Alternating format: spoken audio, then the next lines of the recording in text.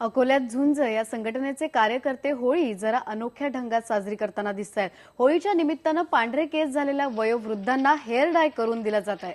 रस्त्यावरून जाणाऱ्या पांढऱ्या केसांच्या लोकांना गुलालाचा टिळा लावला जातो आणि त्यांना खुर्चीवर बसवून डोक्याचे केस काळे केले जातात। याचं कारण आहे की त्यांनी आपलं वय विसरून म्हणावं, अभी तो मैं जवान हूं।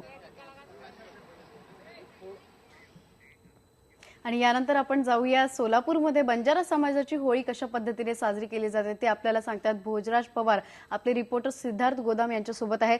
सिद्धार्थ, आपण बघितलं की जे लग्न करू इच्छिणारे आहेत त्यांच्यासाठी ही होळी महत्त्वाची असते, त्यांचा सहभाग मोठ्या प्रमाणावर या होळीमध्ये असतो। आणखी काय काय वैशिष्ट्य व बंजारा समाजाचं आहे? भक्ती, तसं बघायला गेलं तर आपल्याला असं म्हणता येईल की बंजारा समाजाची होळी म्हणजे बंजारा समाजातील पुरुषांवर एक प्रकारे संक्रांतच असते। कारण वर्षभरातले सगळे राग आज महिला पुरुषांना ठोकून काढतात।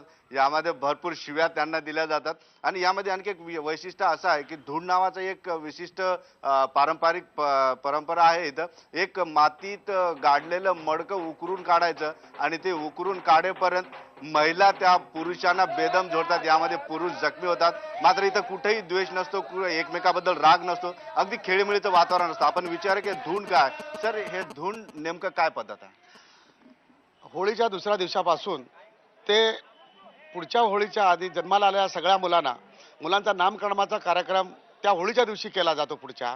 तर त्याला धुंड असा कार्यक्रम असते आणि या धुंडाच्या वेळेला खीरपुरीचं जेवण असतं। रात्रभर पुऱ्या तळत असतात आणि संध्याकाळी 4:30च्या दरम्यान जो खिरीचा हंडा असतो तो त्याला 3-3 फूट लाकडं गाडून त्याला बांधून ठेवतात। आणि स्त्री काय करते, सगळ्या भगिनी ते हंडा राखण्याचा काढून देण्याचा प्रयत्न करतात आणि पुरुष मंडळी म्हणजे त्याला गेऱ्या म्हणतात आणि जे रोखतात त्याला गिरणी म्हणतात महिलांना। या गेऱ्या आणि गिरणीमध्ये असं तुल्यबळ असं भांडण होतं, अश्लील शिव्या देणे आणि पुरुष ते हंडा काढण्याचा प्रयत्न करतात। पण आमच्या महिला भगिनी त्याला मोठमोठ्या काट्यानं मारून चोप देतात। एक वेळेला त्याला असं डोकं फुटतात, हातपाय तोडतात, परंतु त्यावेळेला कुठलाही पुरुष त्याला विरोध करत नाही, कंप्लेंट करत नाही। हे आपलं स्त्री स्वातंत्र्य जपण्याची एक परंपरा आमच्या बंजारा समाजामध्ये एक वैशिष्ट्य म्हणून साजरे केलं जातं। श्वेता, बघितलं की आपण आज होळी म्हणजे पुरुषांचं काही खरं नाही। कारण होळी संपेपर्यंत बंजारा समाजातील पुरुष अगदी सपाटून मार खातात, शिव्या खातात। श्वेता, खरंय सिद्धार्थ, खूप वेगळी पद्धत आहे आणि खूप छान पद्धत आहे, कारण स्त्रियांचं स्वातंत्र्यही त्या होळीच्या निमित्ताने इथे जपलं जाते। तुझ्याकडनं आम्ही अजून माहिती घेणार आहोत, पण आता चला महाराष्ट्रामध्ये एक छोटासा ब्रेक घेऊया। पहा फक्त IBN लोकमत।